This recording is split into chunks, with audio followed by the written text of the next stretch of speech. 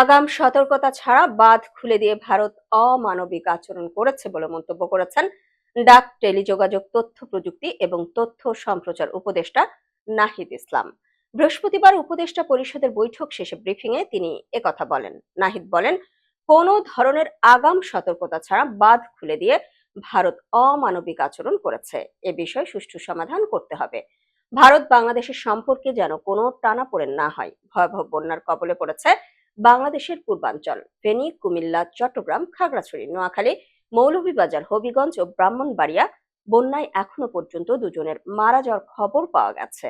দুজনের মধ্যে একজন ফেনীর ও একজন ব্রাহ্মণবাড়িয়ার। এখনো পর্যন্ত এই ৮ জেলায় 4,40,840টি পরিবার পানিবন্দী হয়ে পড়েছে।